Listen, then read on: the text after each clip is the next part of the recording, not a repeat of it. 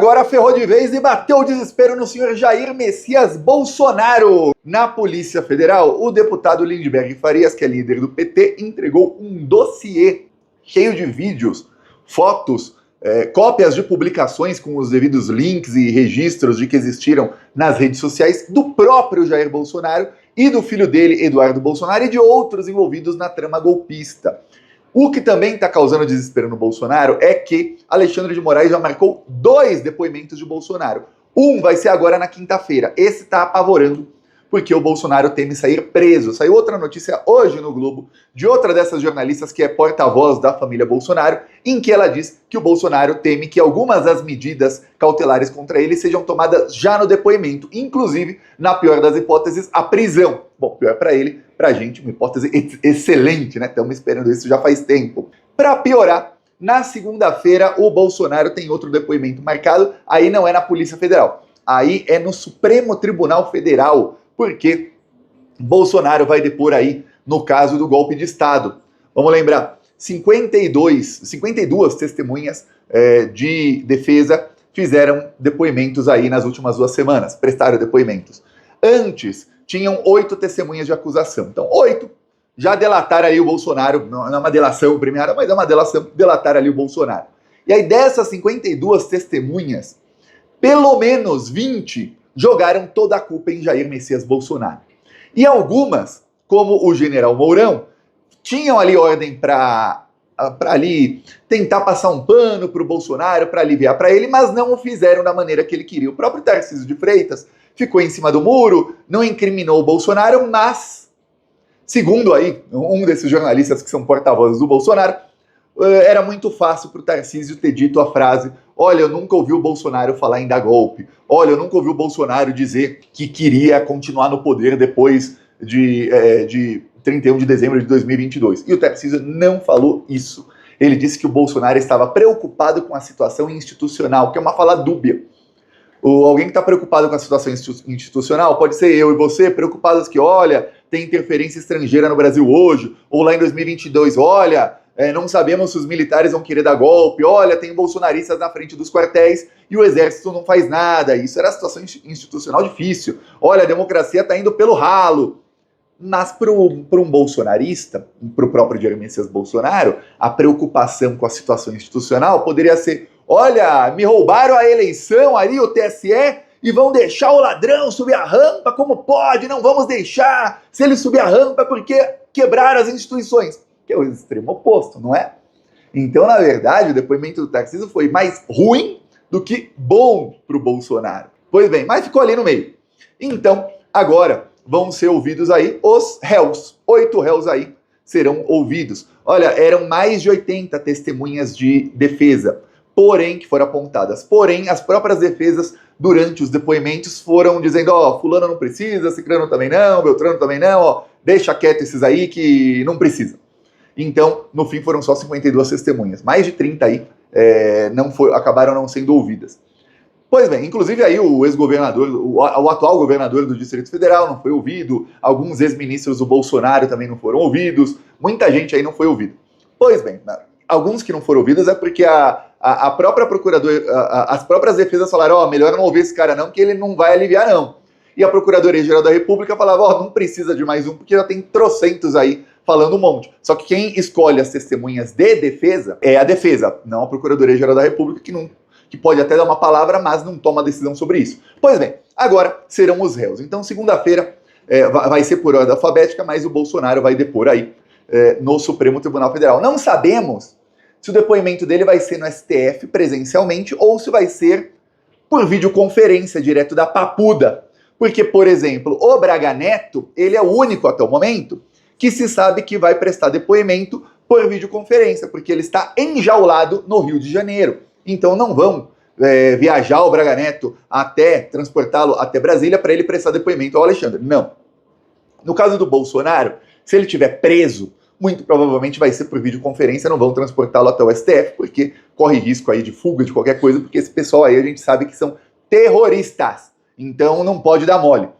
Veremos. espero eu, e com certeza você também, plantonista, que Bolsonaro esteja preso aí nessa data. Até porque hoje a Polícia Federal recebeu esse mega dossiê. O dossiê aí do Lindbergh, segundo ele mesmo disse, tem aí todas as provas de que o crime de golpe de Estado é um crime continuado. Ou seja, se não for feita aí alguma medida cautelar contra os criminosos, não adianta ter o julgamento. O julgamento não é medida cautelar. Tem que ter uma medida já contra eles. Por quê? Porque desde depois do 8 de janeiro, eles continuam, e aí tem inúmeros vídeos, postagens nas redes sociais, etc, etc, mostrando que eles continuam instigando o bolsonarismo a pregar golpe de Estado e que agora eles mudaram de estratégia, talvez por não conseguir ali o engajamento que estavam querendo, e a estratégia agora é usar o Eduardo Bolsonaro para pressionar dos Estados Unidos por sanções ao Brasil e interferir aí no trabalho dos magistrados, o que é crime de obstrução de justiça.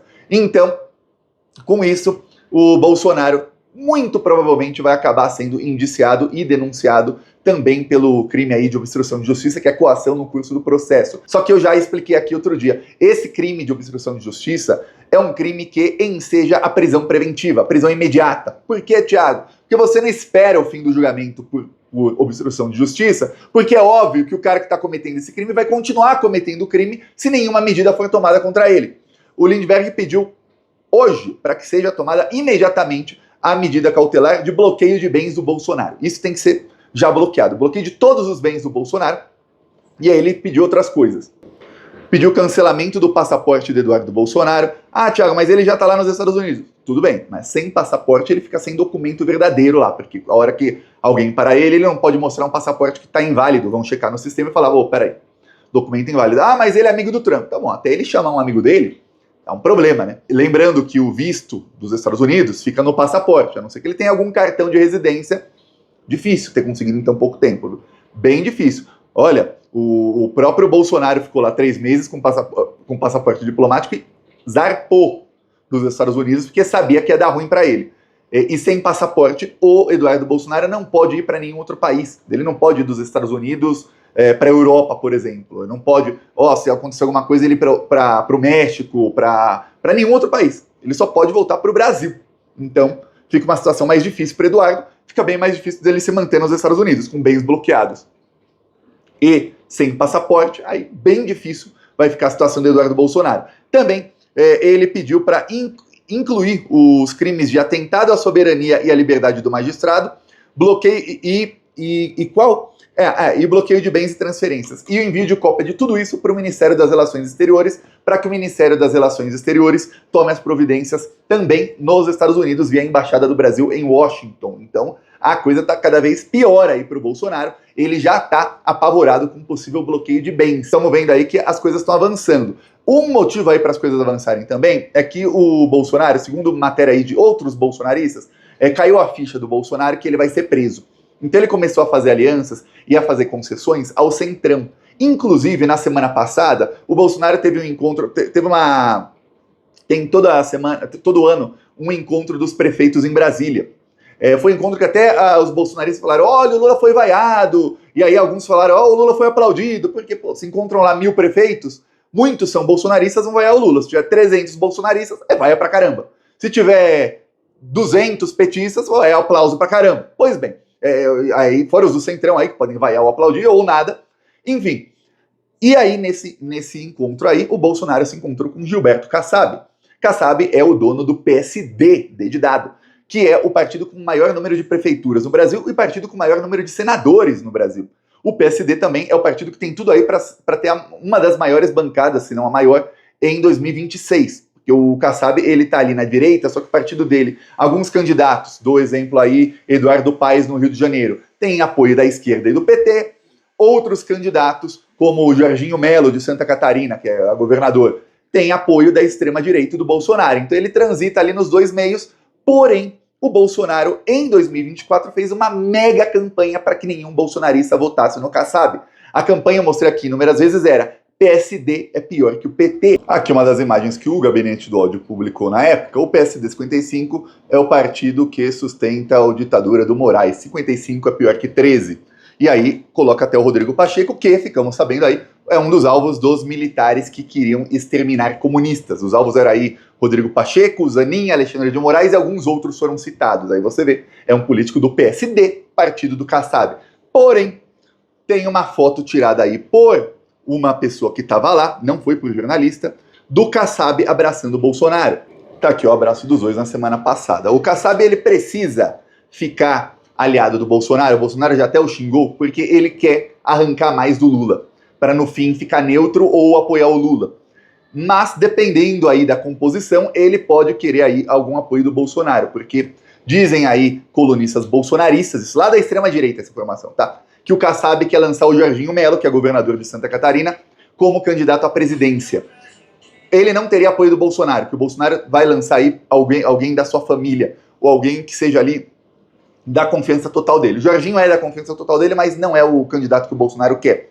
E aí, o Jorginho Melo, num segundo turno, apoiaria o candidato do Bolsonaro, que é quem deve chegar ao segundo turno. Esse é o plano aí do Kassab. Segundo colunistas bolsonaristas, que não dá para levar tão a sério, porque mentem. A coluna, uma das colunas, por exemplo, falou que, olha, o Kassab e o Bolsonaro passaram a se aproximar na eleição de 2024. Não passaram. O Bolsonaro atacava o Kassab, o Bolsonaro, inclusive, aí chegou a brigar com o Nicolas Ferreira, porque o Nicolas apoiou 2 candidatos do PSD no sul do Brasil. E o Bolsonaro falou, não é para apoiar nenhum candidato desse partido. Veja só. Então era mentira essa parte aí. Mas tá aí, o Bolsonaro caiu a ficha dele que ele vai ter que começar a ceder pros políticos do Centrão se ele quiser aí algum tipo de acordo para ver se ele fica menos tempo preso, coisa do tipo. O problema é que todos esses políticos sabem que o Bolsonaro os usa para em algum momento tentar chegar no poder e descartá-los. É isso, todo mundo sabe disso. E por isso que todos estão usando o Bolsonaro e depois, no fim, traem o Bolsonaro. Eu peço a sua inscrição no canal, seguimos aqui na luta, falou!